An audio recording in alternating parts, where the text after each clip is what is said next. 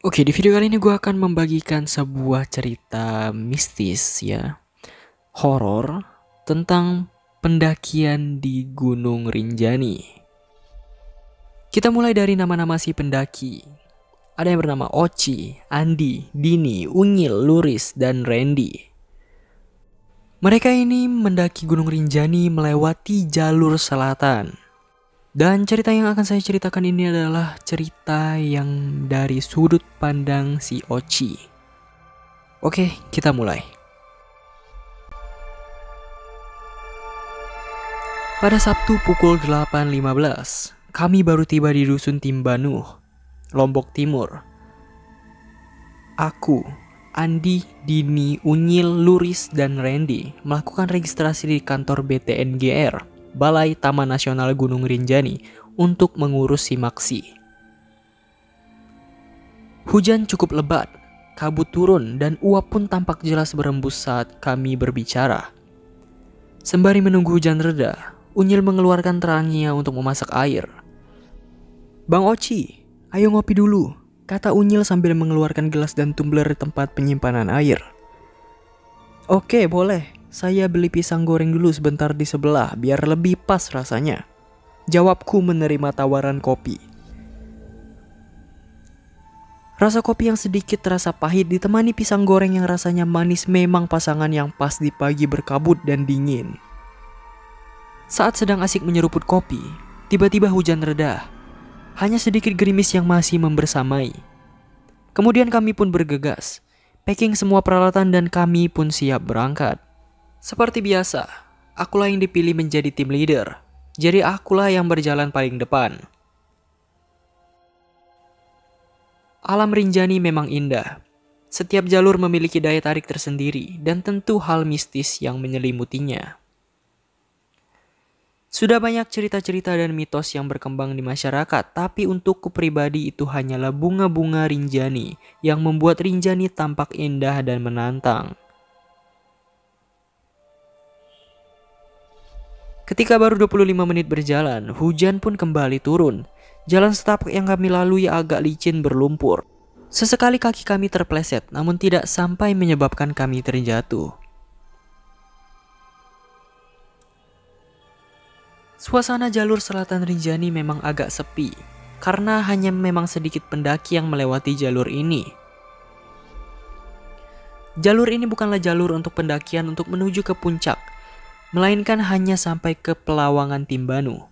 Namun, view dari lokasi ini adalah yang terindah, dengan pemandangan Gunung Baru Jari dan Danau Segara Anak di dalam cekungan kaldera Rinjani Purba, serta di sebelah kanan ada pemandangan jalur puncak Rinjani serupa tangga menuju ke langit dengan awan di bawahnya.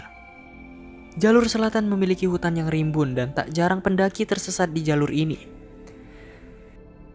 Dan banyak cerita bahwa mereka menemukan hal-hal aneh, semacam hutan Aokigahara yang misterius di Jepang.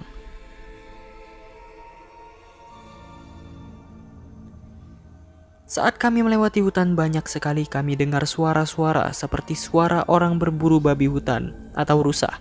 Tapi entah dari mana asal suara itu.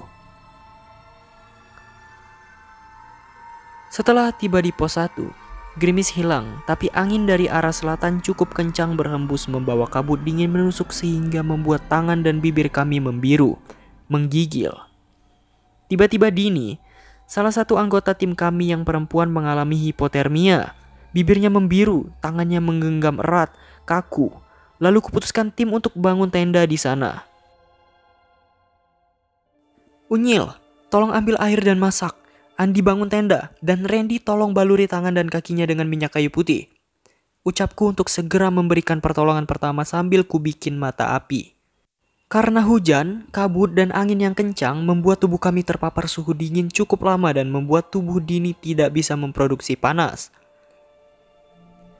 Hipotermia suatu kondisi di mana mekanisme tubuh untuk pengaturan suhu kesulitan mengatasi tekanan suhu dingin. Hipotermia juga dapat didefinisikan sebagai suhu bagian dalam tubuh di bawah 35 derajat Celcius. Dalam kondisi terparah, penderita hipotermia seperti merasakan panas atau kepanasan sehingga ia membuka pakaiannya padahal suhu tubuhnya jauh turun drastis.